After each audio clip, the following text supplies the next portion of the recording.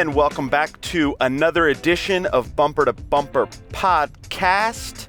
This is episode number, what is this? This is episode number 17. Wow. We've done over 4 months of Bumper to Bumper. We're coming to you every Monday. You know what it is. It's March 23rd, 2020. We're in the vortex right now. And very exciting, my favorite word, exciting, guest today. He is a director. He is a social media aficionado. He is an espresso lover.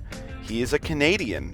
We've got the very fun, always enjoyable Cole Walliser. And we're going to get in it today and talk to him about how he got his start, his massive success with the Glambots. We'll talk about what the hell a Glambot is. Probably like, what's a Glambot? Is that a new Alexa device that Jeff Bezos is putting out? No, it's not. It's something cooler than that, okay? You hear that, Jeff Bezos? We don't see you selling any Glambots on Amazon Prime. Anyway, I'm a little hot to trot today. I already drank a double espresso, and apparently Cole is making me another double espresso Americano on ice.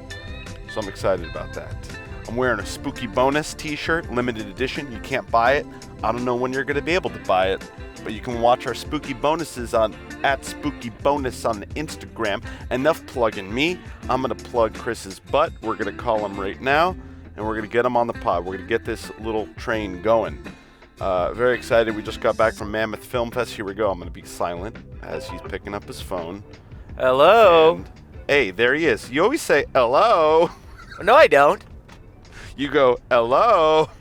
Look, I always say, it's your thing. That's what I say. Oh, yeah, I say it too. I say, and I think I'm going to say that a lot on this podcast. Because I'm Why? doing two things at once. I'm driving around and I'm saying, okay.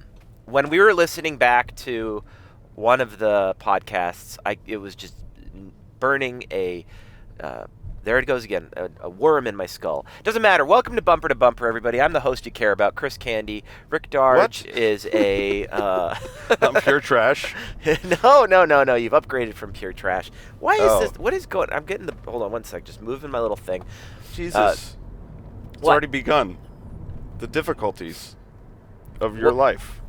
What happened was I've got the recorder sitting on the seat next to me, and it activated. Nobody gives a shit. Okay, no one cares. Who cares? Okay, let's just get this thing in high octane. People, we have to mellow into this one. We got to mellow it out because people are our spazzing. boy, our fan Meats and Sweets is like, we stressed him out a couple podcasts ago. Yeah, we did. The machete one. We really did. We were high octane.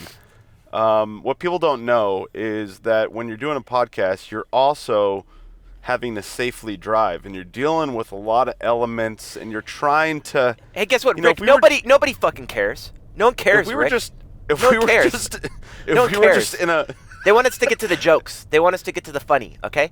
I just saw a vanity plate. It was a Porsche, a nice brand new Porsche, and the vanity plate said minimalism.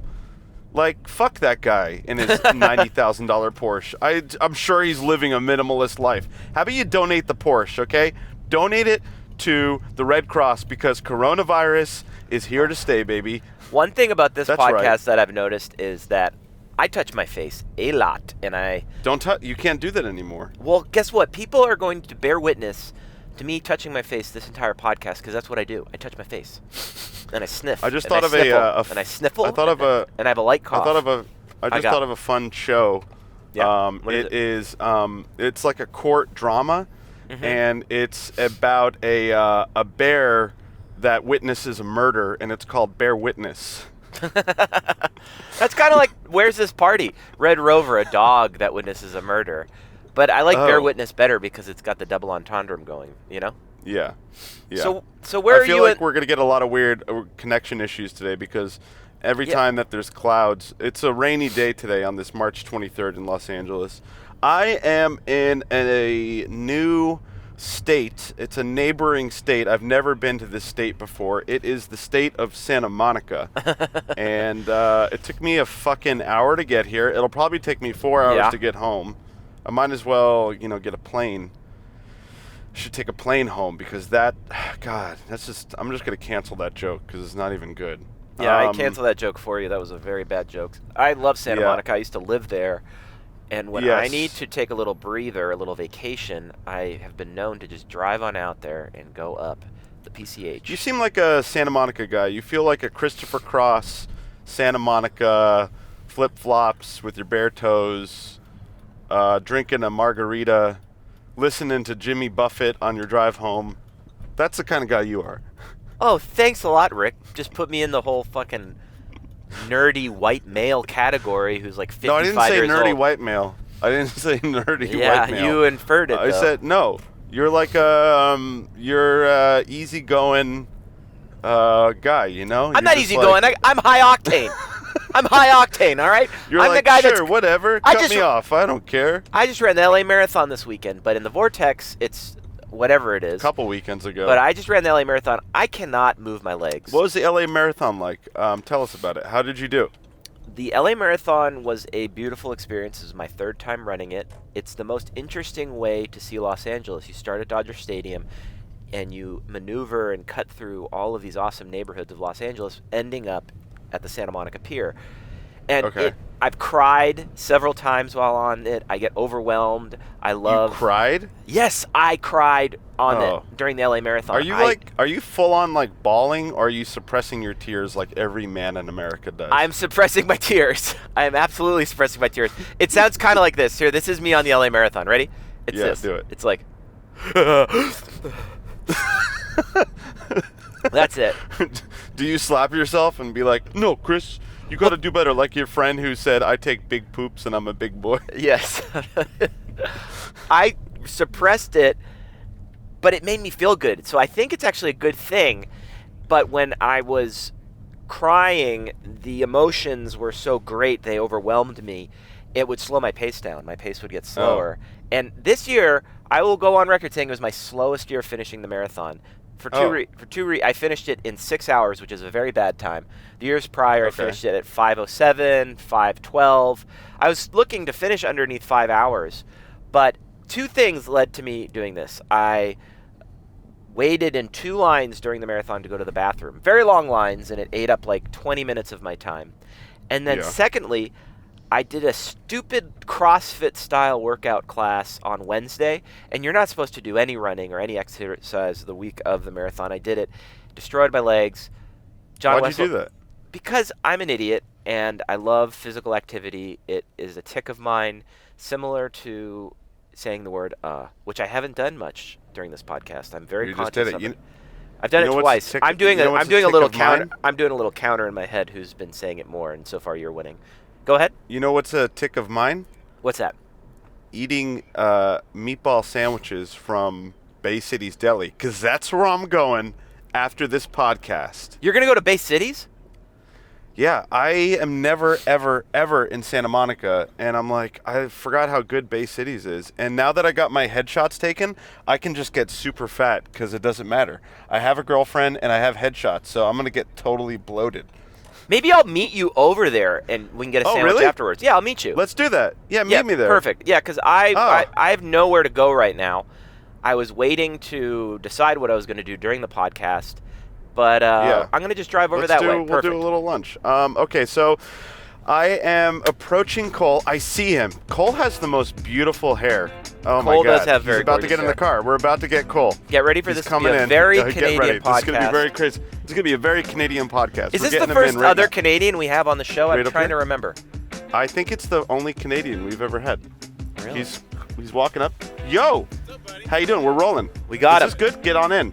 Oh, thank you. Oh, my God. Thank you, Cole. Wait, Cole's giving you a coffee. I'm not getting a coffee this time. You're not getting a coffee. Because I'm already buzzed on coffee. We already know that because that's all we talk about on this podcast. Chris, can you shut up? Put this in your left ear. I will not shut up. Chris, please shut up. Can you hear Chris? Hello. There we go. Okay. Hi, Cole. Thank you so much. Hey, Chris. What's happening? I think what's we got up, two man? Canadians How are here. you? Oh, you're Canadian? Yeah, yes. Chris always talks about it. What? Yeah, here we go. I'm going to get out of the car right now. Shut the fuck up. You just want to hold up? What is happening? Fuck. Dude, I'm stoked. I am stoked. We got Cole in the car. What we is got up? Cole in the car. How are you, Cole? I'm doing fantastic. Stoked to be a guest on the podcast, man. Stoked to have you. Now, where are we going to take you so we can get that all dialed in? This is the fun thing. Well, it's actually pretty close, so we can go drive around for a second. Yeah, let's drive around for a bit. But I'm doing the full Inception on Bumper to Bumper, and we are going to reclaim Frame, the same place Oh my God, that Chris No! went to. Because I watched the podcast the other day, That's and awesome. I was like, yo, I need to frame something, so I brought my little frame thing. Oh, hell yeah. And we're gonna go, and I'm gonna drop his name and try to get a discount. Dude, we got to get him to sponsor this podcast. You're Can going to we be like, get you've been mentioned twice on Bumper to Bumper. Yeah. Uh-huh. And What's that, last Chris? time I took Chris to reclaim Frame, and now you're taking Cole to reclaim. Blah, blah, blah, blah, Oh, blah. my God. Well, let's not kill Oh him. my God. See, I'm getting so excited on the podcast. I almost killed someone, Chris. Look, Don't do I that. even gave Don't you do that. branded coffee. Oh, my God. I have a fake coffee company This called is Cafe awesome. Colione, That is awesome. and we have branded coffee mugs so for a this fake is cafe. you brewed this, or you made I this? brewed it. I did not roast the You beans. didn't. though. What beans? Okay. Now, Chris, I don't know if you know this. Cole, I follow his Instagram religiously, and it's my new religion. And he, you've got this amazing espresso machine. I do have a good espresso machine. Like it's a good one. I Yeah. looked it up. Oh yeah. It's a good one. I became obsessed with coffee a couple years ago, and I Okay. only do like obsessive deep dives into things. It's all or nothing for me. Right. Oh, wow. Nice Tasty stuff. Yeah. I wish I could be sharing a coffee with you, Chris. You'll have to come over to the west side. It another tastes time. like. I would love to. I don't I even would know what. It's absolute- got like a. It It's- tastes like food almost. Oh, there you, I think that's good. yeah, kind like of a smoked coffee- meat. Oh, kind of I'm coffee not you sure if talking that's about? good. I don't know. Ew, that That's sounds my first disgusting. reaction. No, it's So actually You wait. also really said good. yum with it, so I don't Yeah. know. Cole, No, it's you delicious. own a coffee company, but you do not brew the No. beans. I'm confused. Chris. No. I'm fully Okay, confused. so here's the deal. Here, let's break it down. Break it so down, Break it down, I please. became obsessed with coffee. I had my first cup of coffee in my 30s. Yes. And I became quickly obsessed. Mhm. And I was a tea drinker, being from Canada. I only would drink tea. And so I didn't want to become obsessed. Clearly, I had a cup of coffee and then became Right. obsessed. I bought a couple coffee machines. I'm on my second one. It's really fancy. And now I make my own coffee. I made a Got it. logo. So this is what happened. People would come. I would entice people to come over for coffee. And Yeah. my nickname is Colione. Yeah. So we'd be like, "Oh, come to Cafe Colione." People would come over. We'd have a cup of coffee, and it'd be a great time. I then, for shits and gigs, made my own logo and name I love and it. printed Ah, that's my so own cool. coffee cups. So now it's like a fake coffee. It's like a fake real cafe You know, in my kitchen. I see you I love opening up this actual Oh, cafe. yeah, one I day. would love to. Yeah, I feel like you're gonna do this. I would love to. It would be. That's my dream, is to just basically quit the industry and go start a coffee roasting company in Hawaii and live the best life ever. So you're from Vancouver, correct? I am from Vancouver, Canada. Nice. Yes. Yeah, just get into it. Let's. All right. Well, yeah. Get into it. I'm Vancouver's from a great Toronto, town. Canada. I like talking Chris, about nobody Okay. cares. Okay. Shut up, Rick! No, I care. That's a fantastic place to be from, but it's not where I'm from. Vancouver, the West Coast, otherwise known very as the different. Best Coast. Sorry, Chris. Whoa, whoa, whoa, whoa, whoa, whoa. Shots fired. Shots are being fired. So, but yeah, I grew up in Canada. I started filming, skateboarding, snowboarding, doing that whole thing as Cool. the How old young were you outdoorsman. started? 12, 13. Okay, cool. So people used to hand me a camera. They'd be like, "Oh, Cole, you know how to get cool shots?" So they'd give me the camera, and that was where I learned how to figure out, like, oh, if I go from low to high or left to right Yeah. or whatever, how it would affect what we're looking at. Right. And then, as you know, that probably was the first deep dive obsession that I had, Mm-hmm. and just like got super into it. Well, I guess actually maybe skateboarding was, but camera maybe was the next thing. And then yeah, just learned as much as I could, and just always had a camera in my hand and always shooting and editing. Were you a filmer for a lot of skaters in Canada? Any pros we might know of?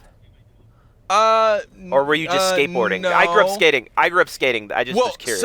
So yeah, I mean, like, I would skate. I mean, we would skate with like the Red Dragon guys. Like, those are like my heroes, like Colin McKay and Sluggo and Yeah, of all those course. guys from Vancouver. But I would never film them. We would just Okay. film our other friends. But I was sponsored for a while, and I definitely was like, quote unquote, in the scene. Whoa. Yeah. But you know, Do you still skate? I push around. Okay. I don't want to get hurt. Do you surf? Oh, Right. I do surf. Nice. All right. That's why I Nice. moved to the beach. It was Yeah. to surf. Yeah, this Basically. I Love never it. see this beach. I'm on the east side, and I'm never You out never here. see any beaches. What, I'm what just, beach are you I'm in at? the hills. You're in Santa Monica. What beach are you guys at right now? We're right at Santa Monica Beach right now, like by the pier. Yeah, we're by the pier. Yeah, I live in between Santa Monica and Venice, pretty much. Oh, I love that area. yeah, good Awesome. area. Okay, cool. Yeah. So you So are you Go ahead, Chris. Yeah, let me get in on the questions with Cole, okay? Yeah, please. You got to be dominant on this drink my podcast. coffee. You got to be dominant on this podcast, Cole. Yeah. I've learned that. All the ums. So you were skateboarding, and then like a nutty taste. Yeah, it's oh, very good. very nice. Talking about nutty taste over in this car here. So when did you move down to Los Angeles from Canada, or did you go from Canada to another part of the States? What was your move? I came straight here, 2006, no social media, wanted to be in film, wanted to be a director, and the only option was to go to LA. So I basically got a visa, a lawyer and a visa, and moved out here in 2006. So many moons ago. Yeah. And since then, the industry has changed quite a bit, as I'm sure you guys are aware. Oh, yeah. Absolutely. But yeah, been here for 14 years now. Amazing. This is home. True Angelino now. I heard that yeah. after 10 years, that's the cliche everyone says. Oh, but yeah. I feel that's true. I agree with it. Something happens when you hit a decade that you just like, okay, this is home now. Oh, Right. definitely. Yeah. Yeah, I think what happens too is you meet everybody else who hasn't been here for 10 years, Yeah. and you're like, oh yeah, I've been here for way longer Yeah. than everybody yeah, else. right. Everybody Yeah. else has moved home and given Yeah, up already. Exactly. Yeah, I've seen friends come in and out, and usually it's about a year. People Oh give yeah, it. there's a huge drop off after a year. Yeah, they're like, it's not happening yet? And you're like, dude, you got to put in 85 years before Yeah, at least. Yeah, when at you least get- 85. you We're get- in for the long haul. Right. When you get to 5, So- those last 5 years, you're going to do real good. Yeah, that's when you're going to accelerate. You peak at 80. Yeah. So how did you get your start when you came down here? How did you start like getting jobs, and what was your process of? Yeah, well, I started as an editor, so that was like my Me more too. there you go. Yeah. My more tangible skill. I think like directing is so like ephemeral a little bit. Like who knows what they really do or what that skill is. It's sort Sure. of like but editing is like you either can or you cannot edit something. Right. You give someone a hard drive, they turn around garbage. You're not an editor, Yeah. right? Yeah, yeah. You turn around a Right. thing, you can edit. Yeah. So it was an easier way to sort of get in because I did know how to edit. So I started editing. I was in the dance community. I also used to dance, and Okay. so Oh, I'd cool. shoot dance videos and edit dance videos. I'd edit dancer reels, choreography reels, like whatever I could, really, just to stay afloat. Yeah. So yeah, that was kind of like where I started, and then as I jumped ahead there, I shot dance stuff and little music videos, and one thing at a time, just kind of like started shooting bigger and better things. Did you feel like the clutches of the post world kind of gripping on you, and like, because I noticed when I was an editor, when I started off, there was definitely like, you saw this branch, like, oh, you could just stay in this world forever and never do what you really want to do. Right. Or was yeah. it a natural evolution for you? Well, so for me, like, I never really got into having like I never worked at a post house. Like, I never got like I never had a job as an editor that was like a trajectory for any kind of career. It was just like gigs here and there. So Sure. it wasn't. The idea of getting sucked in, I was always like, I never want to do wedding videos because Right. I was like, that seems like I would definitely get sucked into that because Yeah. it's like they pay well, and then like once you're in that lane, it's like you can't get out. Right. It's A like, lot I'm of not people doing that. A lot of people get in that world. That's true. I was in that world Yeah. for 2 years. Oh yeah. Yeah, I got out. Well, I love got it. the A fuck out. success story, yeah, huh? Yeah. Finally. Yeah, so, yeah, because I feel like if I worked at a post house where there was, like, a career to move up and, A like, be the salary. main editor, Yeah. and you had benefits, like, that's a harder thing to leave, but I always Totally was is. just The gigging. structure. So it was Yeah. like, I was like, I'm either gigging at an editing gig or gigging as a little directing gig. I also would DJ back then, too. It was like, I did as much as I could to, like, Right. make a living. Cool. And I feel like if I didn't have the three things, like, I would dance here and there, I would DJ, and I would edit. Yeah. And like if editing wasn't going, I would have a little dance gig. If DJ wasn't going, I'd have an editing Yeah. gig. And I was like, that was the only way I was able to survive when I first came out here. Multiple streams. Yeah. Yeah. Yeah. Where were you the living? hustle. Where were you living when you moved down from Vancouver to LA? Oh, the Valley. The Valley Okay. kid.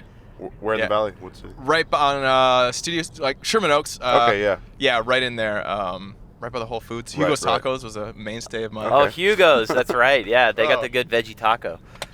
Oh yeah, I got that honey chipotle. Shout out to Hugo's. They should be a sponsor of this. Should drive your guests there and Chris get tacos. knows every restaurant. Like, we'll be in a different No, part of town. I He goes, don't. You know what's good about Glendale? Vesuvio's. I'll be like, what? Vesuvio. It's not Vesuvio's. It's called Rafi's. Vesuvio's. Rafi's. Rafi's. Haven't been to either of those places.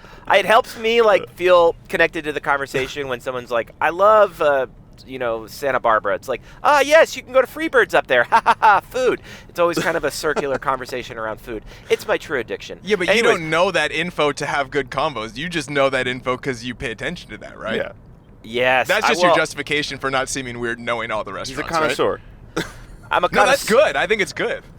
Well, You're a connoisseur, Chris. Just own it. I'm a connoisseur. That's my new nickname, Chris the Connoisseur. You love restaurants in all areas of the United States. This is a good thing. I've been lucky that I've had friends that love food way more than I do, and I've been able to travel around with them and check out these fun restaurants in the city that I love, Los Angeles, California. That's one of the best things about LA is the fact that we honestly have the best food here. I mean, you can get any type of food from any type of culture, and that's what makes it great. You know, so that's my bit about LA. Wow, well, that was a great podcast, Rick. It was really nice talking to you, Cole. Have a great day. We'll be back next week. This is Bumper to Bumper. That was Rick's final thought. So you're here. You're dancing. You're doing all of these things. And what was the first stride you had while you were working? Because you do a lot of interesting stuff that we're going to get into in the podcast, but. What was the first bump for you, the first kind of thing where you're like, okay, this seems like the right thing to be doing? Because I can only imagine, because I've fallen victim to this of like loving doing a bunch of things, but then eventually you kind of start focusing on one thing because everything's pushing you in that direction. What was that for you, Mr. Cole? Well, you know, it always was filmmaking. Like, I moved out here to be a filmmaker. So the dancing and DJing, like, I was definitely never the best dancer out there. I was good enough to like get little jobs here and there, but like I had friends that were like way better. So it's like that was never the trajectory for me. And even with DJing, it was like I don't want to be a touring DJ. It's fun. I like doing it. It's a cool gig, but you know, I was like it's just a thing. It was filmmaking was always the main thing. And it wasn't. I'm trying to think of like when that seemed feasible. And I'm still figuring that out. No, it's sort of like I don't know. I think I started working with a couple artists. Like I worked with Miley Cyrus very early on in my career when she was like Hannah Montana, like the height of her thing. That's awesome. Oh, cool. We directed these online dance videos on YouTube in 2008, like when YouTube was like just a thing. And I think we were sort of like starting to put the first. It was like the first time like some big celebrities were on YouTube. So it made a lot of noise and like got a lot of attention. And that was a time where I was like, oh, like this could be a thing. You know what I mean? Like I did a thing with somebody that people know who they are. Like maybe I can keep doing this, you know? Sure. How did that opportunity come about? Through the dance world. Okay, and through offering to do stuff for free, really. Yeah. Sure. It's like I have a love-hate with this free work mentality, and I think it's important to do at some points. It's sort of where we can get into that, but I mean that's kind of a I totally know what you're saying. I know exactly what you're saying. No, like, please. This is a great great topic. Interesting. There's pros and cons. A lot of people look up to you, and you know, a lot of filmmakers look up to your work. And I think it's good to impart some of this wisdom. So here's my thought on that. I think that like you obviously, I think it's good to do some free work because it does open the doors. The two biggest jobs I got early in my career were because I offered to do things for free. Sure. Now, it depends. If someone's like, hey, I want you to do this video and I want you to pay, I don't want to pay you nothing and it's for your exposure, by all means say no to that because that's bullshit, right? Right. But if you see an opportunity to do something and then you're willing to do it and you see the value in it, then by all means it might be good for you to do. And so this case in point, I mean, this was a no-brainer. This opportunity was a no-brainer for me. My friends were choreographing for Miley Cyrus.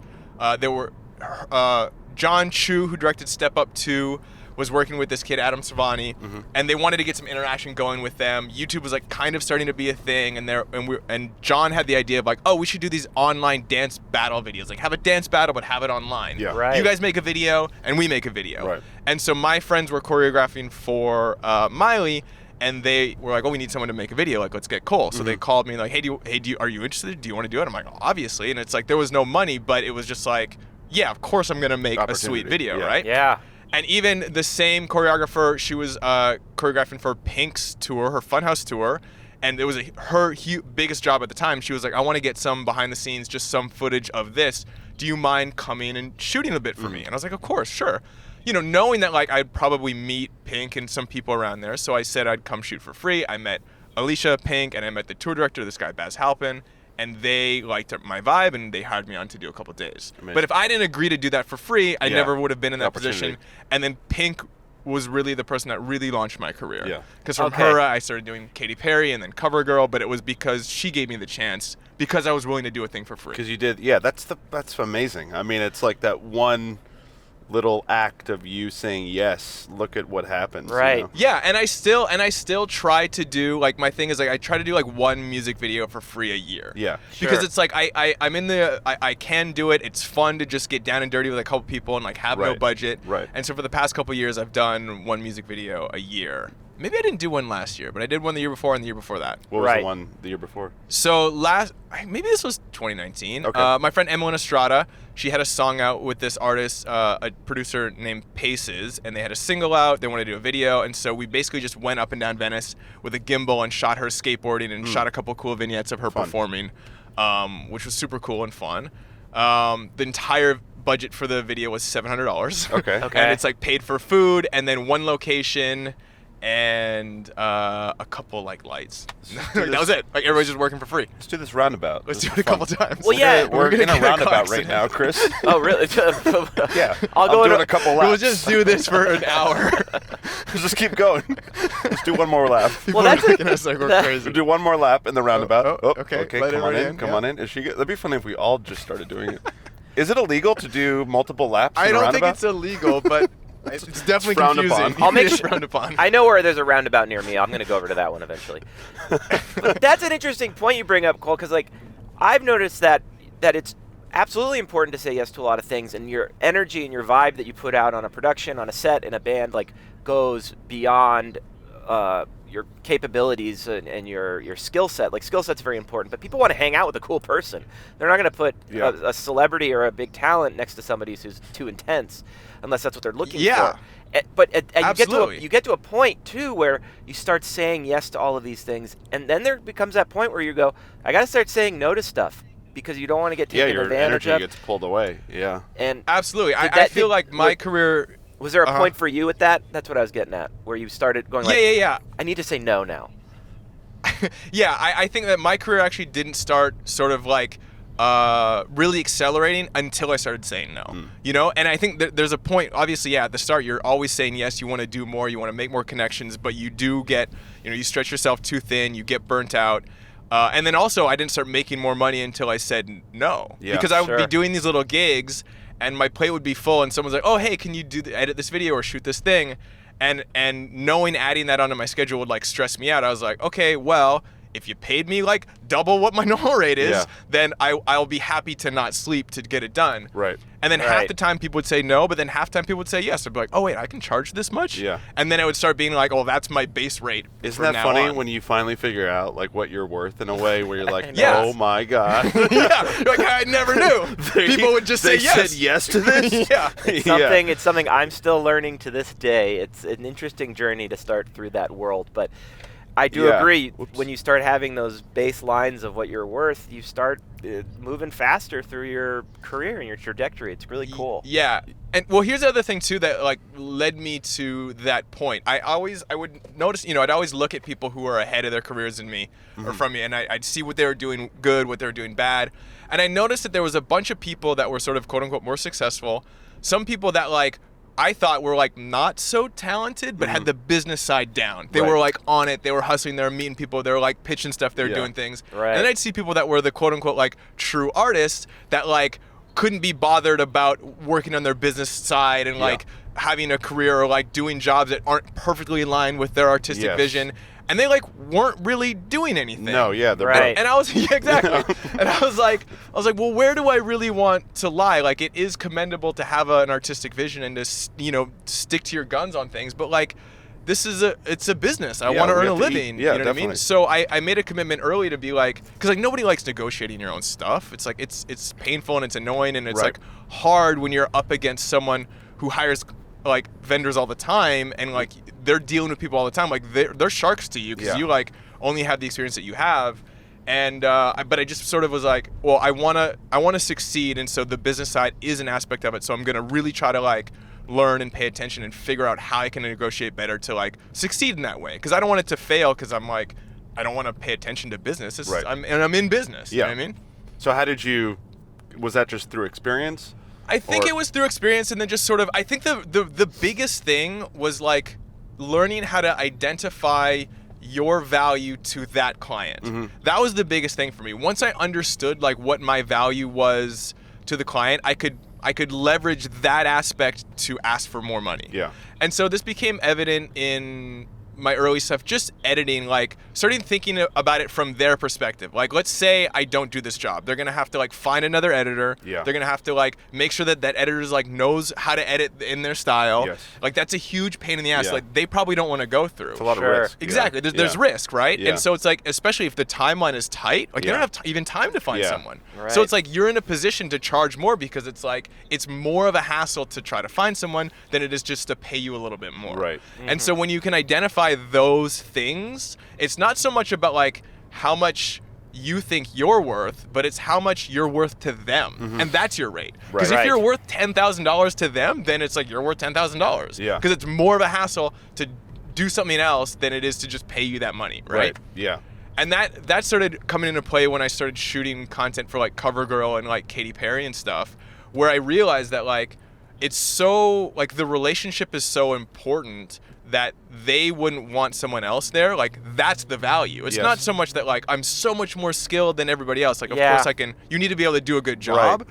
but like for them to have someone else come in and like maybe screw up, it's like they have 4 hours with Katie for Yeah. an entire day. I have 15 minutes with her to shoot Yeah. a little thing. That's worth so much more to Right. not screw up. So it's like you gotta pay someone a lot of money if they've been vetted. You know what I mean? Sure. So it's identifying those little things, and that happens in a little, you know, if you're gigging with your mom's friend's business or if you're shooting like CoverGirl with the A-list, you know? I It's totally. about identifying your value. That's a great. And it seems like like Yeah, attitude observation. also seems like that comes down to Oh, yeah. what's in play. I mean, one thing I love about you, Cole, is that you've got such a positive, optimistic attitude about this whole life. This business is so crazy, and it can definitely beat you down and Yeah. kind of put you in a bitter category if you let it. Absolutely. Where do you like attribute that? Was that your upbringing? Is that just who you are?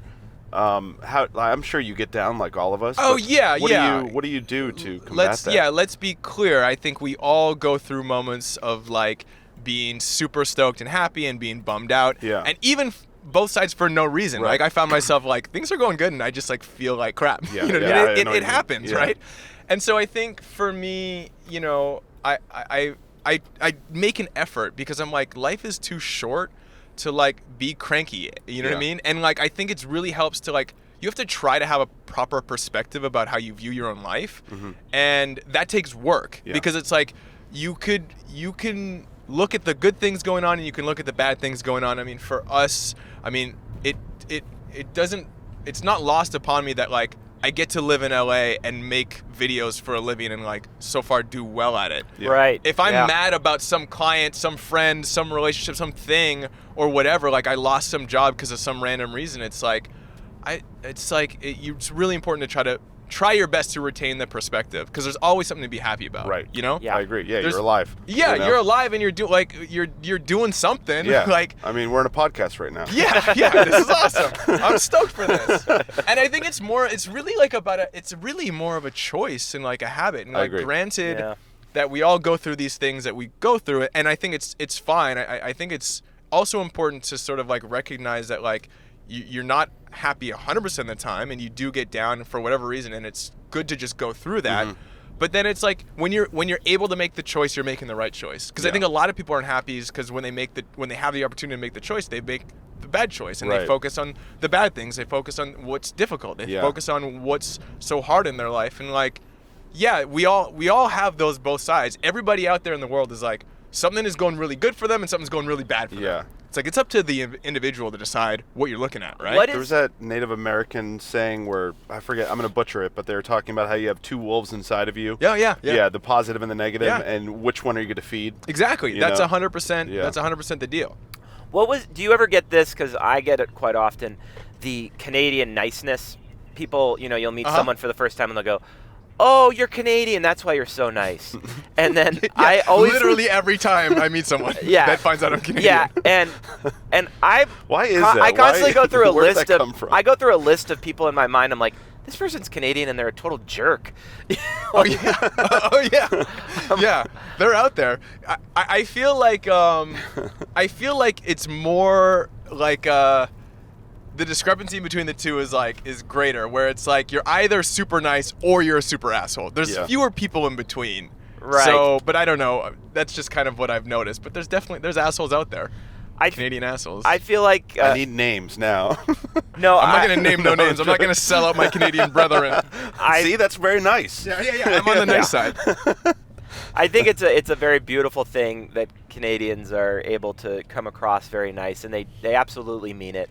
But I think as a culture, Canada also needs to, keep honest with their anger and what gets them upset sometimes, because it's a good balance, I think. One thing I've at least learned for myself is you've got to be in touch with what gets you angry or what's pissing you off and stuff, because otherwise you'll get a big old migraine if you put that stuff. Well, you got to let it flow. You got to be honest. And you can't push away any emotion. You have to feel it completely. I feel like that's when things start to go wrong for you. That there is that, I remember early on, in my early 20s, I was reading all these books about positivity, and they were screwing me up because I was suppressing negative emotions, and then more bad shit was happening. And now we just embrace it, and you make a video about it, and you can work through it. And as long as you're expressing yourself, then you're good. Yeah. And for the record, that's not a knock on Canada. Everyone's got that issue, but I think that is something that, when people go, oh, Canada's so nice, it's like, not necessarily. You might be painting that idea on Canadians. They have feelings. Yeah, but it also started from somewhere, right? Yeah, where did that come from? I think it's it's not like we just made it up. It's like Canadians generally are nice. You know where I get it? I think it's from, I do think it comes from the British influence, the stiff upper lip. It just, Canada's nicer about it. We're like, this sucks, but we're going to see ourselves through it. And most of the time Canada's right. But Britain, they'll be like, I read this. Oh, go ahead. Yeah, I read this article that it comes from the term "a," where really, I think that's the thing. Like when people say Canadians say the word "a," but the niceness is actually, there's a theory that the niceness is derived from the word "a." Where basically you're asking to have someone agree with you when you're inviting agreement. When you say like, hey, like this, and you're like inviting someone to go, and you're like in it together. So it's like this fundamental word that like imposes agreement is the thing that makes everybody agreeable, and thus everybody's really nice. That's funny. I found that interesting. No, that's very interesting, because I have this theory with improv. Improv, a good conversation is basically an improv. And in improv, it's all about positivity in the very beginning when you're starting to do a scene with somebody. Obviously, that can go into... Well, I think it's agreement. Yes, agreement. It's agreeing on the world. If I were to say no, you're going to look for different ways to connect with me. But that makes a lot of sense. I've never thought of the term "a." Wow. I say all the time, though. What does that mean? It means I'm an idiot. Well, I had to stop saying "a" because people would just make fun of you nonstop out here. So it was quick to leave my vernacular. Dude, but here's to not deal with it. When you go back home, do you pick up "a" immediately? Because it's almost as if it's like a book I left. I'm like, oh, here it is. Hello, "a," what's going on? And my accent comes back, and I'm like fucking full on. Yeah, I'm so aware of it. I feel like I have the urge, and I usually am like, oh, like there's the urge. You know what I mean? I definitely don't have the urge out here, but when I go back home, I have the urge, and then I almost feel weird saying it now because I know I don't say it anymore, really. Right. But I should embrace it a little bit more. I treat it. I feel like if I start embracing it, I'll say it out here again. Then It'll come back. Nah, you just treat it like a nice little sandals vacation. You go, all right, here we go again. Sandals. See, Chris, you're a sandals guy. I knew it. A sandals boy. Christopher Cross, Santa Monica sandals. All right, boy. well, enough with Canada already. Let's get into the nitty gritty of this conversation. Let's do it. I saw all that awesome video stuff you're doing with the gimbal arm. Rick was showing me this robotic arm. It was incredible. I was like, the Glambot. The Glambot. Yes, the Glambot. I'm curious. Get into that. Yeah. I was blown away. Well, why don't we? We'll go into a clip in a second, but tell us how did that gig come about? I have so many questions about Glambot. Let's talk about the Glambot. How long you been doing it? How did it start? Your Instagram and all your social media has been blowing the fuck up. It's been crazy because of the Glambot, which is awesome. Yeah. So the Glambot is a motion control high-speed camera rig that is mostly used for like tabletop commercials, so like food commercials is what they use it for. But an executive at E decided to shoot talent on the red carpet using this thing because there was a couple commercials that shot beauty with it and has obviously a really cool effect. And so he had the idea to put it on the red carpet. They needed someone to direct the direct talent on the red carpet. And so they were looking for someone who had experience with movement because it's like movement based. You know, they're turning and doing spins. It's beauty. And it's also experience directing A-list talent. And so I sort of checked all those boxes. That's all your things. Yeah. Done a ton of beauty, done a ton of like A-lister stuff, and I've done a bunch of dance stuff. And so, funny enough, the producer for the segment. Okay, so going back to Miley Cyrus, the first big thing I did, we ended up directing a performance of hers on the Teen Choice Awards in 2008.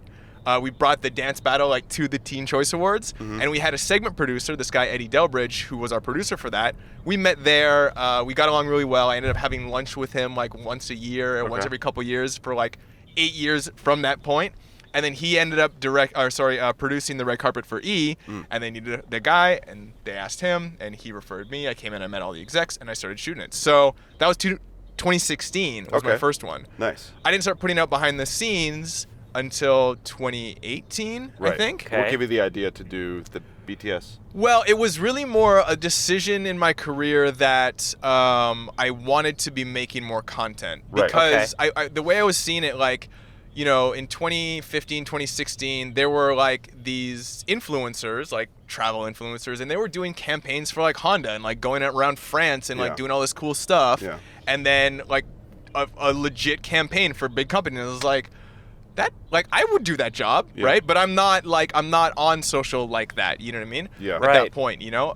And so I just sort of was like, okay, I'd been in the DGA for years. I'd been working as a director for years. I was kind of like, I didn't think that I needed to do it to sustain myself, but I was like, if this can afford me a new opportunity, it's a thing that I should do. So I was like, all right, I'm going to incorporate social as an aspect of my career.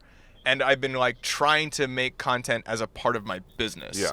So like it is fun, but like I need to sit down and like do the work at it. And so part of it was like, okay, like what kind of content can I put out? Well, like maybe a behind the scenes for this Glambot might be cool. Yeah. Turns out it was kind of the best idea I could possibly have. Yeah. And it is super cool. So then I started shooting it, and now I've been putting out behind the scenes for like I guess 2 seasons. Like last year I started, and this year. Now I had a friend who asked this question because he knew we were going to have you on. Do you have to get is there a permission that you have to get from these celebs, or because they're on the red carpet is there like a blanket? It's because they're on the red carpet, it's like a blanket thing because all of the outlets are shooting them. I think it's just an assumed thing. I don't know what it is exactly, but like, you know, anything you shoot of anybody on the red carpet, it's like you can just go use. It's like fair game. Yeah. They know they're out in public, or it sort of counts. And so it's all fair game. Now, did you come up with the name Glambot, or was No, so that was all E. Okay, that's E. And that is, the Glambot is an E name. So you're working for E, or is it? I'm like hired to technically creative direct. Right. For E for that. So it's just like a gig. Nice. So they own the machine? They just rent the machine. And so it's like I can go and do other quote unquote Glambot gigs, and I went to like Cairo, Egypt. I saw that, Yeah, which was super cool. So I did a Glambot in Egypt, but we couldn't call it Glambot because E owns that. So like I don't want to upset them. You know what I mean? Yeah. Sure. And so I won't call anything that I do that's not with them a Glambot. We call it like Starbot or some other thing, right? But yeah, that's their name and they own it, and I always try to like make sure that they have presence on my socials because it's like it's their thing, right? Let's For all the, show the tech nerds. Should we show the clip? Yeah, let's show the clip because well, actually, hold on. We'll let's show the clip. You have got the clip. I got the clip. Yeah, let's check it out. I got the clip. You know what? I'm gonna pull over to be safe because we don't want to crash. We do not want to crash watching a video. And we're gonna watch this clip, and Chris, you're gonna watch it too, and then we're gonna throw to the clip. Perfect. Are we gonna comment as we watch this clip, or the first part we'll just watch. Right there, right on the mark. So camera's gonna come whipping towards you. Any kind of movement is good. It just be a little adjustment, a little movement, smile on the camera, we're good. All right. It shoots super slow motion. All right, same move. What if I go slow motion? I mean, any kind of like, funky dance move would be amazing, for sure. I'll go even more slow. It'll be crazy slow. It shoots at 1,000 frames a second, so it'll be quite slow. All right, let's do it. Ready, and 3, 2, 1, action. Okay, that's Brad Pitt. That was like one of my favorite ones.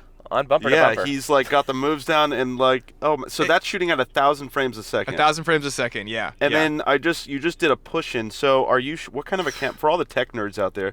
What kind of camera are you guys using? So we're shooting with the Phantom Flex 4K. So we Okay. shoot in 4K. We deliver 1080. So that's how we can do So you these can push in, punch-ins. yeah. Yeah. And then you're using a master prime lens, We are using Leica Summilux. like a Sumla. What do Yeah. you have a fix? Is there a focal length that just you use all the time? We vary between like it's generally pretty wide. We go 21, 25, and I think one time we did a 32. Okay.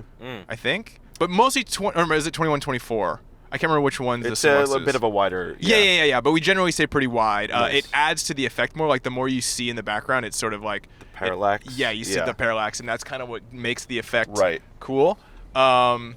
So yeah, but That's awesome. Yeah, these are super fun, and Brad was like, he was like the coolest guy ever. So that was like a really cool moment for Now, sure. do you find that because of I've been seeing your videos get featured and you're blowing up, obviously, do you find now when you go on the red carpets, people know who you are and they're like they want it? Yeah, 'Cause we- yeah, which is really, really cool to see Yeah. because I did it for 2 years and I wasn't putting any additional content out, and I think like the Glambot played well Yeah. around the award season, and E would use them for some promo throughout the year, but that was kind of like it. And I was working with all these celebrities and directing them, but it was like nobody really knew about it because there was no Yeah. footage of me doing it. So Right. that was another reason why I was like, oh, it might be cool to see me working with all Branding, these yeah. people, you know? Yeah. And so, but the thing that happened was like they just took off on social, and like they get tons of views, and my presence with these celebrities is a thing that people are exposed to now, Yeah.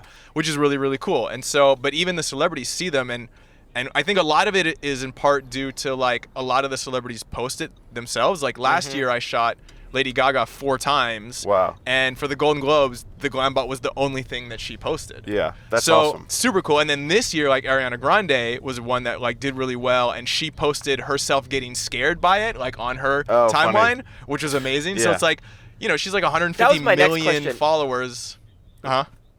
What's your next question? Well, oh no, go.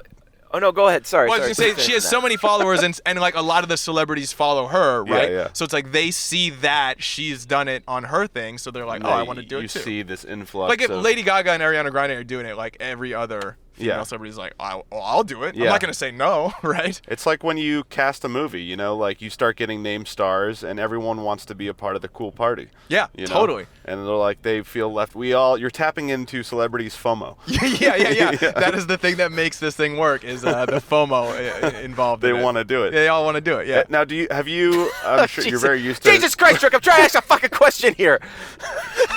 Go ahead. I have so many questions Yeah. about this. Jesus Let me Christ, just Rick! ask You're one like more. Let me just ask. you're like a little nerd at a comic book convention right now.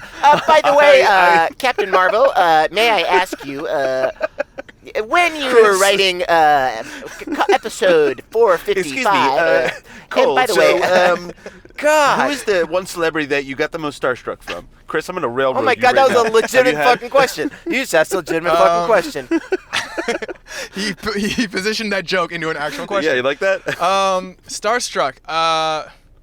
Who was the one where you're just like, oh, that's my, Well, my I hero? mean, it's funny because like I have so little time with them that like there isn't really a moment to be starstruck. Like I Right. literally have 45 seconds to explain what yeah. to do Yeah. and how to do it safe, and then also like I only have one take. Like we don't do multiple do takes. multiple- yeah. No, Yeah. so it's like and the focus is so shallow. Oh, yeah. At 2.8 because you're at 1,000 frames a second that like they can't move and they have to do something dynamic. So Do you have a there's- focus puller? It's all motorized. Oh, It's okay, all cool. it's all Wow. programmed in. Wow. Yeah, because it's a motion control Yeah, rig, yeah. right? So, but it's just like if they move, it's literally like an inch or two Yeah. deep. So it's like, but it's like you have to do something cool and dynamic, but stay in focus, Yeah. but like look cool. So there's like all that stuff going through my head. The thing that I do notice, like I maybe get a little nervous sometimes. You can tell like with Ariana Grande, like I'm I'm smash their. I don't want to smash their fucking face, face. but I talk fast sometimes if I'm nervous. So you Yeah. can kind of tell, like Ariana Grande, I was speaking so fast because Yeah. I was just kind of You're nervous. starstruck. Yeah, a little bit. And then like when I shot J-Lo last year at the Oscars,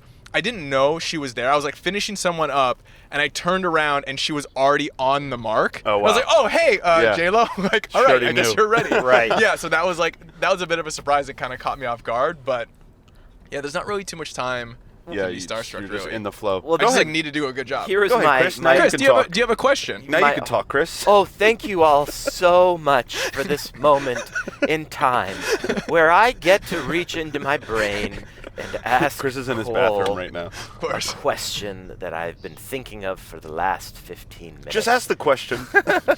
No, what I was curious about, you kind of answered it already, but it's a scary looking thing. It's this, to the person who's just listening. Yeah, it's loud. It's a giant. Oh, yeah. It's a giant arm that you would see in a car manufacturing facility. Is that not correct? It's a big, Wait a minute. Is it Wait a minute. That's 100% correct. That's Chris, where it's from. Who's going to tune into a podcast 45 minutes in? Well, we didn't do a good job of explaining what Glambot physically was at the top of this part. Yeah. Okay, so I'm getting it in Okay, yeah, 45 yeah, minutes yeah, in. yeah. So it's the All right. it's this robotic arm, and I'm done with the podcast. Have a great night, everybody. This is a lot of fun. It's a robotic arm. There's a Canadian in him. So this was yes. Has it scared people? You've kind of mentioned it. It's an intimidating looking camera. It might be the most intimidating looking camera I've ever seen. How do you calm the definitely how do you is. calm the talent down to go like, okay, this thing isn't gonna knock your face off?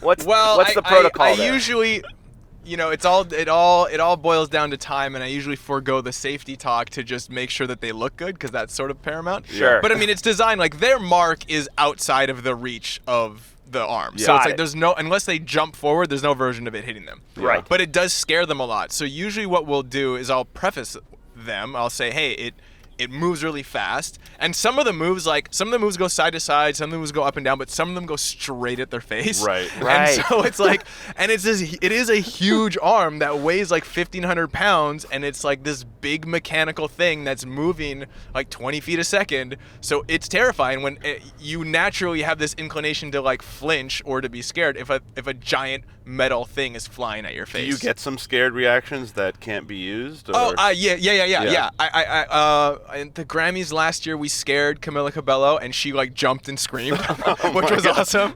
She literally was like, ah, and like screamed and like flinched. Yeah. So that was kind of awesome. And then a lot of people just sort of hold it together and then say how terrifying it was Afterwards, yeah. Like Ariana Grande was just like, that was terrifying. Yeah. Right, And so right. you get a variety of reactions. I usually having those scared moments is kind of funny. I don't want to like try to get it, because sometimes we only get one take. So it's like if I scare someone and they gotta go, then it's like I missed my That's it. chance. Yeah. But also it's like they are sort of really organic and fun. So if it happens, it's cool and funny. I also don't want to spend so much time just being like, okay, it's gonna move at you. Right. And just No, be of fine course, with it. of course. Well, Well, so I kind of just roll the dice and also give them a little heads up. See what yeah, happens. at this point too, I'm sure a lot of people have seen it. They do a lot of red carpets, and they know there's Cole with his They know what it is. robotic arm that's gonna come in, it's gonna do its thing. But do you also? That's the other thing. It's like I have these moments sometimes too. Like if I'm working on a job and like a dog is drooling over me for like a pepperoni spot or something like that. Do you have these moments where you're like, I'm directing this giant robot arm in front of these celebrities? This is so funny. This is so cool. Like, do you ever catch yourself in those moments like where you're like, wow, like this is wild? Oh, all the time. And I think it's really important to sort of like have those moments. It's the Oscars before I started working at the Oscars for the Glambot in 2015. I used to live right by Hollywood and Highland. And so my mom was wow. in town. Wow. Wow. Shit. Yeah. Oh my god. Yeah. Well, I mean, I did 2 years like at La Brea and Sunset kind of. Oh my God. And it was good. It was a great Yeah, time. It was a nice. great time. No, I could never out there live for there. 2. Oh. Well, yeah, 2 Yeah. years, and I was like, all right, I gotta get Yeah, out. yeah. Right? Yeah. But my mom was visiting. My good friend of mine, Hunter, was a roommate of mine at the time, and so she was in town. We're like, it was during the Oscars. Like, oh, let's walk over and let's go see. So we walked over, and it's like super fenced off, and we were like, we just up to the fence, like as fans, Right. like looking in, Yeah. like, oh, like that's where the big show is. Like that's where it happens. And then the next year, I was like on the other side of the fence. Amazing. It was crazy. That's Yeah. beautiful. And so that's beautiful. yeah, it was really so. I never forget that moment. Like every time I go to the Oscars, it's in the same place, and that same fence is there. That's And I cool. walk through it, and I'm like, I get to walk through this thing now. One day You know you're what I going to see someone younger than you that looks like you, and it's You going to look be it this up. weird parallel dimension. Yeah. Like, is that Yeah. me? This weird Asian-looking kid with curly hair, and you're like, is that It's funny. younger me? A weird story I just wanted to parlay too. When we were talking about wedding videos, I remember Rick directed this wedding video for this one couple. They were like a Russian couple, and Oh my God, they were a Russian oligarch couple. Amazing. billionaires. Billionaires. Love it. And Rick cast. yeah, we did a Rick cast me to play a fake director for this. This. at the they shut down the Kodak Theater to like shoot this. Oh, wow. It Yeah. was insane. We shot on a private jet. We were shooting at their mansion. I don't think they ever. I don't know if it came out. I don't know. Yeah. I don't know what happened with But that this- thing. this But it was a video- giant I mean, it budget. sounds like you should have kept to that wedding business. Yeah. This video Or was that- just that their company- announcement. yeah. It was their announcement video. It was their announcement video. Oh, wow. So Okay. I worked for a little wedding company for about a little over 2 years in my 20s, early 20s, and I had to move on. I stopped it and moved on to other things, but I remain friends with the owner of the company, and he specifically does like celebrity weddings. And he hit me up. What was it, like 5 years ago? Yeah. And he's like, I've got this couple, and they want to do this narrative thing, and it was so wild and weird, and it was fun. Chris, you did a great job. You got coffee spilled on you. Oh, that's right. Yes. Yeah. That sounds amazing. I wish I could see it. Oh my god, I could send you a private link. Yeah, I don't know if we So can go to the- go to that clip. Yeah. No, we're not going to that. So that arm But I'd like that to. you guys use, is that it's the same type of arm that they use to build cars, right? Or It am is. I okay? Yeah. So basically, this company, well, it started with Mark Roberts in the Bolt, UK. I think it's yeah, called? yeah, it's Yeah. called the Cinebolt. Yeah, yeah. Cinebolt. And actually, Camera Control, the rental company, is like right at this intersection. I think. They're on Ocean Park, and I think Oh, funny. 23rd up Shout here. out to them. Yeah, I haven't been to the office, but I know it's just like Yeah. right here somewhere. But yeah, so it is a robotic arm that they use for building cars. Right. Mark Roberts in the UK reprogrammed it to be a motion control rig.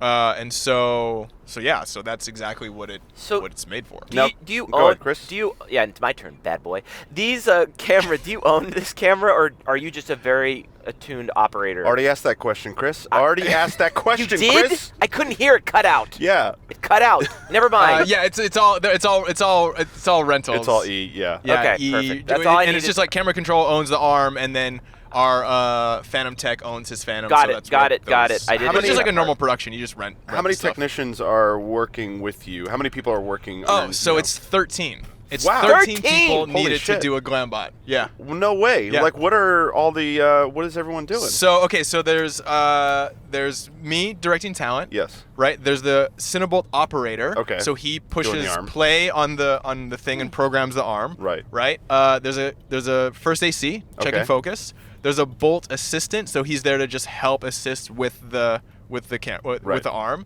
Then there's the Phantom Tech who's controlling like exposure and push and record and stop. Okay. There's the ingester who ingests the material from each shot. Yes. Then there's the editor who Okay. takes that footage and edits the thing. Okay. Then there's like the social producer who then will tag the clips with the talent and send them out to social to get posted instantly. Like, Wow.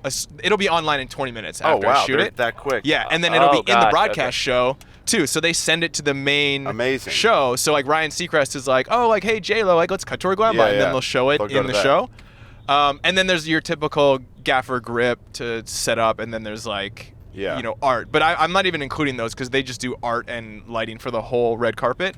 Right. But for us, yeah, it's like that's the So squad. when I see you cutting on social media, you're specifically doing your BTS. Yeah, so stuff, yeah. I have a variety of just GoPros just set up around the booth, Right. and I'm capturing all the angles, recording my own audio. And then So your when I'm cutting my wireless Glambots, mic. yeah. Got it. When Got I'm it. cutting my Glambots, I just cut those together. Okay, that's very cool. Yeah. That's incredible. So how many people would you say on average that you guys get on the Glambot on a given, like the Oscars? How many? Yeah, we do celebs? anywhere from like 80 to 100 Oh my and Holy so God. clips. Wow. Sometimes we do 2, but I that probably equates to 60, 70, 80 people. Okay. And those are even like, we do like crew, so we have a bunch of like crew that will always like come by and do a couple. Yeah. So, but we'll end up with like 120 clips. Mhm. But I think that probably equates to like 70 celebrities, like quite Yeah. a few. I mean, we're open for like 4 hours. Wow, It's okay. busy for Right. like the last hour. Yeah. But and then as you see in the behind the scenes, like I'm with a celebrity or talent for 2 minutes. So Yeah, like, you can it's do a boom, boom, lot boom. back to back. Yeah. You know what I mean? And it is like busy time. It's like it's back to back Yeah. to back, and I'm pretty exhausted by the end of the day I for bet. sure. Yeah, that seems like it. It's When quite the show. when you were How long does it take to get the machine set up? Sorry, Chris, railroading you again. It's usually 2 days. So you load in on Friday. 2 and then- days to set up? Yeah, like you Wow. load in on Friday, you build the lighting rig, and then Saturday is all programming. So we basically Okay. like program the moves. We have a set of moves that we use generally that are very similar, but you still have to like tweak them like with the angles and the height and all that kind of thing. And then do So- you have your own lights, or are you just? I mean. Oh yeah, we have a ton of lights. We have like 2 4K high-speed HMIs. Because you need a lot of lighting for Yeah, slow-mo, we're shooting. We throw so much light. We're super bright. It's kind of crazy. You're actually. doing it's 1,000 frames usually, always. Yeah, What you do? 936. Okay, 936. Technically, yeah. Wow. Yeah. That's incredible. We're getting close here to Cole dropping off his picture at Reclaimed Wood, Okay. Chris. And then we'll take a little intermission, just you and me. We'll catch up. We'll talk about how each other is doing. I'll apologize to you for railroading you, and you'll apologize to me for calling me a trash man. I didn't call you trash man on this podcast. I called you a lovable little cherub that does nothing but good in the world. I love the word cherub. It's a good word. How long you been growing out your hair for, Cole? Let's get into the hard-hitting questions here. Yeah. Oh my God. The topic that people want to know about. You got beautiful hair. Oh, why, thank you, sir. Yeah. 2013, I think, I started growing it. Yeah, This is the second time in my life I've had long hair. yeah. And Why'd you cut it the first time? Because I didn't know how to take care of it. Oh, I Okay. know, because I moved to LA and it was too hot. Ah, yeah. That is actually yeah, why. So yeah. I moved to LA with the long hair, coming from Canada, and at that time it was the hottest summer on record. It was like in the valley, it was 100 degrees starting in June every day, and Okay. I was like, I gotta move home. Like I can't, yeah. I can't deal with this. Yeah. And so I ended up cutting my hair, and then it was short for a number of years, and then started growing it out in 2013. Fun. Okay, cool. But now it's like the thing that like I get recognized just because of my hair. They know it's yeah. Yeah, because I think if part of your brand. Yeah, totally. And so I now I got to keep it. Yeah. I got to take care of it, wash it all the time, but it's a hassle. But When you were much growing like up work, before it's a you- hassle, but it's good. Are you guys close to the thing? I don't want to ask this hard-hitting question before you get out of the car. We're close. So I'm gonna let him. You hold that question. We're gonna let him jump in here. Oop, be careful with this guy. I think it's right up here, Cole. I've never Oh, actually you never been here? So. Okay, let's take a look. It's on Yorkshire. Let me see here. We're coming up to Being Reclaimed framed. Wood. Oh, I Chris, know. you went to this place, Yeah, right? it's on Pico Boulevard. It's next to Laura's. Is it on Pico? Yeah, it's on Pico. Okay. It's got to be Let right me here see. somewhere. I think this looks familiar. Oh yeah, there it is. It says framed. Oh, Reclaimed frame. yeah. Okay, cool. We're gonna let. Okay, I'll sweet. just be here double parked. Wow, this guy's getting double you- What double happens business. if I take more than like 8 minutes? Because I don't really know how this process is gonna go. Okay, we'll just speed him up. Tell him to hurry the hell up. Because you might want to. I literally don't know how long it's gonna take. Just text me. If it's going over 5, just give me a text and Alright, we can cool. pause. Alright. Cool. See you in a second. Okay, here now. This is the part of the podcast that I like. I get to talk to you, Yeah, I get Chris. to talk a lot of shit. Talk You've been to you. real mean to me this podcast, Rick. You've been Oh, I'm so real sorry. mean. I've been No, I sitting haven't. here trying so hard to get my big old questions into Cole. And I what just- have you I had been to doing? nerd out. I I appreciated the nerd out. I'm just kidding. I am. Oh, Cole joking. still has the ear pod in. He can hear everything. We can't hear him. Well, I think they might be closed. I don't know what's going on. He's coming back. he's coming back. He's coming back in. That place is definitely a hairdresser. That's a hairdresser? Yeah, let me look. I think we went to the wrong place, Chris. Oh my God! Take this guy to reclaimed frame. It's on Pico. It's right here. It's next. It is right here, but Reclaimed frame. It's Doesn't on. that say framed? Yeah. There's a place called Framed Salon 2 doors down from it, so it's just further down. Oh, okay. Yeah, you're Okay, close. cool. See you in a You're second. close. Yeah, he was in the right spot. Yeah. Yeah, get that guy to Um, reclaim frame.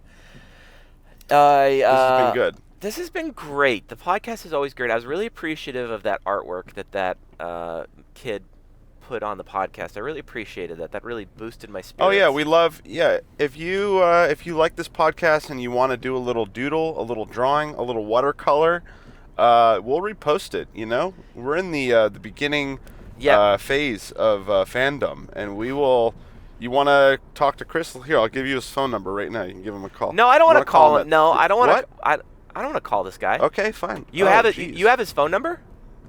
No, I was gonna give out your phone number Oh, so people can call you. No. I've already been getting a prank caller recently. This one person has been calling me and pranking Huh. me. It's from a Florida number.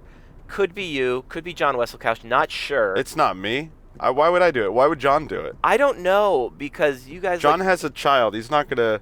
right, do that. Right. Okay. Thank you for whittling yeah. that down for me. this one person called the other day, and they said in a like a southern accent, they said, "Oh Lord, I've been. Oh, there's someone right here. Hold on. This is this is the live action of doing a podcast on Bumper to Bumper. There was a car that was tailing my ass right behind me, and then there was people crossing the street, and I didn't want to run them over because you have to be safe. Well, you'll go to jail. You'll go to jail if you run them over. I would never do it. Yeah, I don't see you ever doing that because you're Canadian and you're nice. I just hope I didn't piss off all of Canada by having a hot take. Why would you pick? You didn't say anything wrong about. That's the problem with Canadians. That's the problem with Canadians. We feel bad. They're like, is he talking about us, eh? Well, as long as, I was thinking about it today. What if we're eventually going to get someone from Australia on the podcast, and they're going to be like, hello, I heard what you said about my accent. I'll be like, I'm so sorry, mate. Pardon me, mate. Have a good day, mate. So... Speaking of having a good day, all you filmmakers out there have 1 week left to submit to Abracadabra late deadline.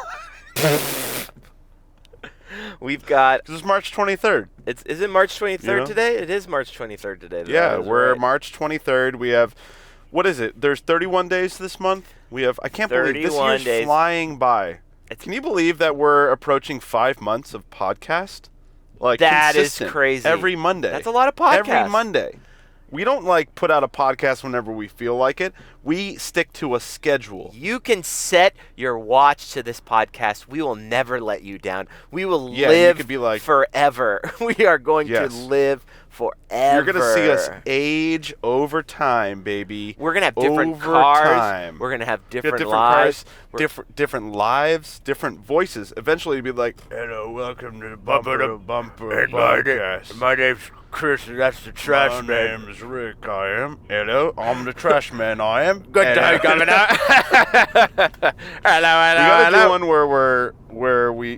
Dude, did you know you can fly to London or Paris right now for like $350? So we haven't talked about this. In the Vortex, coronavirus craziness going on. It exists. It's madness. It's madness right now. You are aware of it because it's happening in your hometown too. Travel is very inexpensive, and rightfully so, because airplanes are disgusting. They are filled with germs, and they're maybe filled with coronavirus right now too. Well, see, you're part of the fear. Don't say that. We don't know that, but I do gotta say it is crazy. Coachella's canceling. South by Southwest got canceled, and who knows what else is going to be canceled by the time this podcast comes out. I heard that rumors that Abracadabra Festival was going to cancel too. That's what I heard. No, Abracadabra Festival will never be canceled. We have specially made Abracadabra masks and specially made Abracadabra biohazmat suits that we're going to give out to every patron. Everyone's going to sound like rustling plastic in the audience, and it's going to be great. No, I did think about that. I was like, this could, if this doesn't stop, that could affect numbers and people coming out, because I am one of the biggest conspiracy theorist brains that I know. Only know me, and even I'm kind of getting a little worried about what's going on, because look, you can say that this is the common flu, but regardless of that, it's still having an effect on culture. It's the rate. And, it's the rate, and it's the ability for it to live is what I've heard. The virus doesn't go away on an object quickly. So that's the problem with it. That's freaking people out, and rightfully so. It's not to be taken cavalierly, but you don't need to go out, from what I understand, and buy up all the water. People are getting their their prepper brains. People are buying up all the toilet paper. I just ordered. Look, I'm touching my face right now. I'm sorry, but guess what? I have a little. Where is my little spray bottle? Where did it go? I just ordered a bidet on Amazon. I'm gonna get water to shoot up my butthole because I'm worried about the toilet paper shortages. Did you really? I did. Yeah, it's $25 on Amazon. You can get a little bidet. You install it. And I'm actually excited about it because I've always wondered, why do we use toilet paper? That seems so unsanitary to do your business. Like, it's, that's too much, The bidet... You gotta spray water up your butt. I guess that's where this podcast is going, and I'll weigh in on it. Cole's about to get in the car. I'm pro He's bidet. ready to go. I'm pro bidet. Yeah. But Why are I we also love why are toilet we worried paper. about bidets? I love a toilet Talking paper. about bidets. I love toilet paper. We're talking about bidets. and- Yeah, I love toilet. Are you guys bidet users? I just ordered a little bidet because I'm worried about this toilet paper shortage going on. Ordered right a now. bidet over because bidet. because you're worried about toilet paper shortage. This is what happens when you leave the car, Cole. Cole, We talk we about our started talking about buttholes. poop and everything else. Sorry. Sorry, we turned I your. wish I was in on that conversation. I love poop. You're good here? Yeah, that Okay, was cool. a fantastic experience. We're gonna do we're probably at the towards the end here. We got about. You want me to drop you off where we picked you up?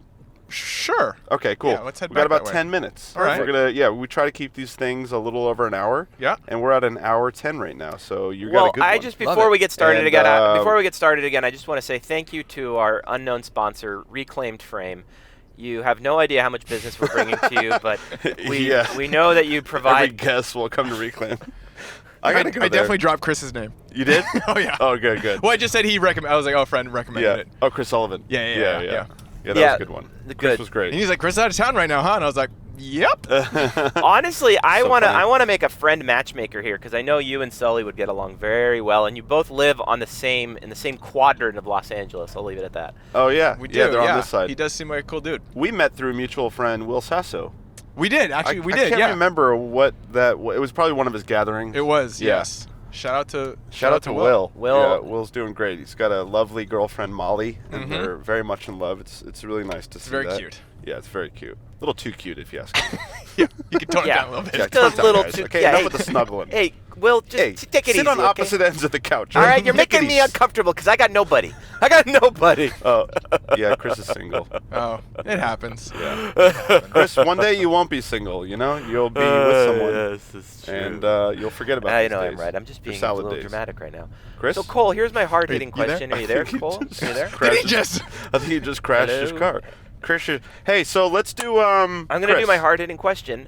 Cole, what movies did you grow up watching? I'm really curious There we because go. you're doing such awesome work in the cinema world and you're an incredible director.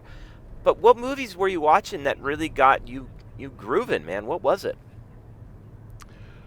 Excellent question. I think, it really, like, Tarantino really obviously had an impact. I feel like that's such like a cookie cutter answer, but at the time, No, like not at growing all. up, being a teenager watching his films, like it was the first time I saw some pictures that had such a visceral effect. I'm like in I a dead didn't zone right now, realize just you so could you know. sort of make movies Can't like hear that. anything. And that kind of opened my mind of like, Stopped at a oh, like light. you can do like some really creative, Can't hear a cool, thing. different shit. This is how and it so that happened. was Oh, just And I That lost was, Crystal. Dropped we call. lost him. I will get him back very right interesting now. to me. Sometimes we lose people. Let's happens. see Yeah, it here, happens. Oh, we're in a weird. I mean, honestly, going like an hour without a see call here, being hold dropped on, is let me like pretty call dang back. good. we to be do. We have a honest. pretty good track record. Usually, when we get into like conspiracy talk. this I is the right call as I drop. finished answering. Yeah. Hold on. Chris, let are me you fin- there? You can't hold be on. asking questions about Tarantino. Hold on. Right as I finished my question, I was in a dead zone. So you said Tarantino was a very Yep. important guy for you, and Yep. And is more. What was like your favorite Tarantino film, or one that you're like? Mine was Pulp Fiction. I mean, it is Pulp Fiction. I feel like It's the that's it's a boring answer, but it's true. it's the best one. Because I think just like huge number of filmmakers like saw that at a young age and just like were blown away, and Yeah. I was just one of them. So Yeah. I can't deny that fact, you know. Yeah. And then I saw Pulp Fiction first, and then I saw Reservoir Dogs later. Mhm. And then was just like a fan. I This I is loved it. I Right. loved everything that he did. Yeah, but then I think I'm trying to think. I wasn't like he was the first like filmmaker I was aware of as an artist. You know what I mean? Like Yeah. you'd watch other films when you're a teenager. You're like you don't know who the director is. You're just Yeah. like oh that film was cool. You know. But he made me aware that you could be an artist as a filmmaker, and that was interesting to me. cool. So that was the thing that stood out. Did you ever get him on the red carpet? No. I saw him at the Burbank airport when I first moved to LA, and I was so mad. And I had a copy of Reservoir Dogs in my backpack. Oh my god. And I was like, wasn't sure it was him. I'm horrible at recognizing Yeah. faces, and like just like looking at him, and I was like, I think that's him. And then when he got up to get on the plane, I was like, oh, it's definitely Yeah. him. And then I was like, oh, and I had it in my backpack. That's but funny. Opportunity lost. Yeah. Can't win them all. I want to get. We do a little thing with our guests that we've been doing lately. My girlfriend Hillary introduced us to this idea. It's called This or That. It's very dumb. We'll ask you a rapid fire series of questions. Chris will hesitate because he has a hard time driving and thinking, and you just give us up. I'm excited to hear Chris. I just want to put the pressure on Chris just to make it even more hard for you. Is that I'm very excited for your this or that. Okay, here. They're very dumb. They're just rapid fire. I'll start it. Okay, ready? Lamborghini, Maserati. Oh, Lamborghini. Teenage Mutant Ninja Turtles, Power Rangers. Oh, Teenage Mutant Ninja Turtles for sure. Oculus VR or PlayStation VR? I never tried PlayStation, so it's definitely got to be Oculus. Okay. Universal Studios or Disneyland? Oh, that's a pretty good one. Yeah. That's a pretty Guess good who's one. been doing his research, Ooh. Rick? Yeah. Did research. Dang. I think I have to say, I don't know. That's a hard one. You stumped me because they both have very good pros and cons. All right. Well, let's unpack this a little bit. Disneyland. Okay. Disneyland, what has it got? Oh, the pros and cons? Oh, so Disneyland, the nostalgic feel, like you never have a bad time there. I mean, not that you have a bad time at Universal. Right. But like it's just such a happy place. You can't help but being happy there. Yeah. That's awesome. It's so much fun. Universal, the rides are like better per se, like more exciting for adults. Right. I feel like you can drink there. Yeah. Also makes you can have a beer at Universal. You have a beer. Which is super cool. Makes it more of a casual experience. Disneyland's a little more expensive, right? I'm doing this for you. Disneyland's, it's like $250 to go in. Universal Studios, you might know somebody who works there, gets you in for free. Makes it a little bit better. Yeah. I'm gonna have to side with you. Also, Universal Studios has the Hollywood Horror Nights, which is it's a fun night. Fantastic. That's a fun night. That's a good time. Yeah. Exactly. So I mean, I don't have an answer for you. Okay, fine. Rick, your Depends. question. You go. Kill Bill Volume 1 or Kill Bill Volume 2? Ooh. I think 2 because that's where the story all came together. Like 1 was a super cool action adventure where it sets everything up, but you just get exposed to this really cool, crazy world, which is exciting. But I really loved all the backstory, why, what happened between the bride and everything, We're finding out the backstory was really fascinating to me. So I go with 2. Okay, great. Paul Thomas Anderson or Rick Darge? Oh, Rick Darge. Yeah, in your face. Yeah. Santa Monica Beach or Venice Beach? To do what? To just hang out, live your life, go for a stroll. Santa Monica. Santa Monica. In-N-Out Burger or Shake Shack? In-N-Out. 100%. Ribeye steak or what's the other one? Filet mignon.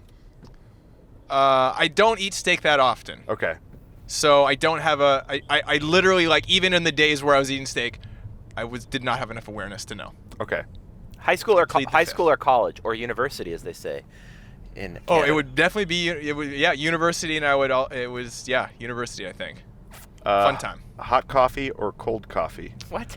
This varies. I switch. So the answer is that's both. Good. I basically hold out on changing until I can't do it any longer. Okay. So I'll drink hot coffee. It's cold now. I'll drink hot coffee until it's super hot out, and I'm drinking hot coffee, and I'm like, this is idiotic. Yes. And I switch to cold, and then I'll drink cold coffee until it's freezing. But okay, I gotta go hot. So I just draw out the change. How much coffee do you drink a day? Just one cup. Sometimes 2. Yeah. Do you have a cutoff? Me, it's after 2. I don't drink. Oh yeah, 2 p.m. for me. Yeah, 2 p.m. Cool. Yep.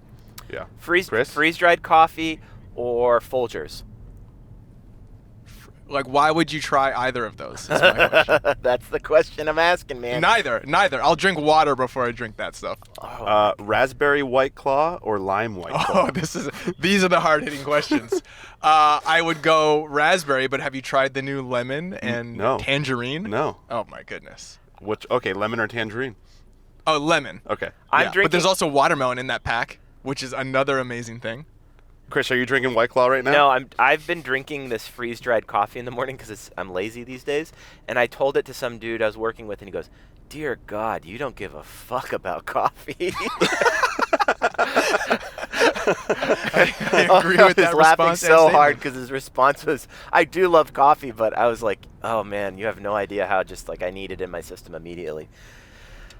Didn't you have an Instagram story where you were at a family member, or a grandma or someone, and you had like instant Folgers? Or am I confusing? Did I dream that? You dreamt that one. I dreamt that one. Yeah, that was a dream Instagram on that one, Rick. Oh, Chris? Yes. Chris, go ahead. Give us another one. What, another hard-hitting bad boy one? Trader Joe's, Yeah. Trader Joe's or Whole Foods? Oh. Whole Foods, just because there's no Trader Joe's near me, Okay. so I don't really have much of a choice. Yeah. Prosciutto or salami? Dude, what? Prosciutto. I would say when I indulge on the occasional charcuterie board, prosciutto is a frequently present. Okay. Rick, I wonder. What? I wonder. Rick and I are meeting for lunch at Bay City Delis. And You're more than welcome to join us. You're more than Okay. welcome to join us. And I am pulling up now, and they're, for some reason, they might be closed on Tuesdays, if I recall. I'm driving by right now. Of course they are. Let me tell you. Oh, I could be wrong, too. Okay, over easy or scrambled? Ooh, over easy. No, they're Growing open. up scrambled all day, but like as I've refined my palate, Oh. the mixture of the yolk and egg. Do you do a little dip? Do you have the toast? Do you eat bread? I do eat bread. Well, actually, I actually try not to eat too much bread. Gluten isn't super. It's not bad, but like We I've live in LA, noticed, I yeah. get. Yeah, but it's like. I mean, Slow. You get tired. I just like it doesn't. I get a weird, peculiar stomach ache sometimes. Same. If I eat bread on empty stomach, I'll feel sick a little bit. Yeah. So I just don't eat it that often. But It's hard for your body to break it down. my goodness, like warm bread and butter at a restaurant is kind of like you can't beat that. I pull wish it that could just open. be a meal. Have you ever Yes. been to It Have you ever can been be. to Funnel Mill, the coffee shop in Santa Monica here? Have you ever been there, Cole?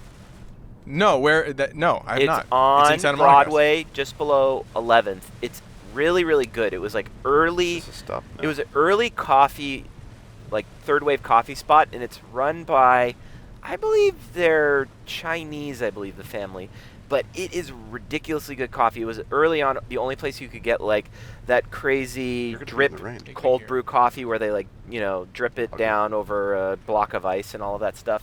Highly recommend. They're my new sponsor on the podcast. I should check it out. I'm gonna start just picking companies I like and having them sponsor the podcast. Chris? Yes? We are coming to the end here. Cole, are you going to be okay? It's raining. Yeah. No, it's fine. I grew Okay. up in Vancouver. Okay, I'm okay, friends okay. with the rain. This is Okay, cool. Vancouver Light. Cole, thanks for being on the last podcast. little thing. Oh, Wait, do you have any, to any aspiring filmmaker out there, any words of wisdom that you can impart on them? They're just getting into it. Anything that you could say? Well, yes, I have two things to say. So my first thing to say is like just start shooting shit. Go make your own stuff. Yeah. We have all the access to all the gear in the world, and you have the ability. Like, go do it, and don't worry so much about it being good or not, because you'll learn something. The next thing you do will be better. The next thing you do will be better, and at some point, someone's gonna be like, "Hey, I like that thing you did. Let me hire you." The See that? second, I have Good. two pieces Oh, of advice. yes. Sorry. The second thing that I think it's important to realize when you're starting out is that, like, I think people tend to focus on how they're not where they want to be or how there's other people ahead of them. And I think it's important to recognize that so many more people are in the exact same place. Like, let's say you have a little job and you're trying to figure out what your next job is, like, and it's stressful. Like, I'm in the same spot. I'm trying to figure out what my next step is. And I Yep. think that even like if you go all the way up the line to like Steven Spielberg, it's like he doesn't want his next movie to be a flop. He needs Right. to figure out what the best move is for him, and sure, the place on the scale is different, but we're all sort of making the same decisions and the same moves. So I think that like our lives as filmmakers are far more similar creatively, like what we're doing and how we're strategizing our careers than one tends to think. And I think it's Right. important to recognize that you're still pitted with the same choices That's awesome. that someone like Steven Spielberg is or Yeah. someone like myself is. We're just on different places on the axis. Right. That's amazing. Well, That's my thought. Chris is going to close it out. Chris, any last words from you? Cole, I loved having you on the podcast, man. I'd like to hang out more. Maybe I'll see you at one of the Will Sasso Bad Movie Nights. I also love bumping into Absolutely. you. Let's do it. It was great. Let's it was hang- great talking let's- to you. It was great having let's Canada hang out. Pride. Yeah, let's Canada do it. Pride. Thank you for having me on the podcast. This Yeah. was awesome. I'm very stoked to be here. It was tons of fun. Yeah, thanks, Cole. And thanks, Chris. I'll let you close it out, All right, Rick. and I'll talk to you later. Talk to you later. Bye-bye. Bye. All right. We did it. Podcast number, I don't know what. but I had a blast doing it. Cole, really interesting guy. I had no clue that was going on in the cinematography world. No idea that there's car arms with cameras on them shooting things. His energy is so positive. How did he put up with Rick Darge? I have no idea. How the two of them are friends, no idea, because Rick is just such a hard person to get along with. I said so little this podcast. That's one of the things I was focused on. I hope I did a good job. Bumper to bumper people, I love you.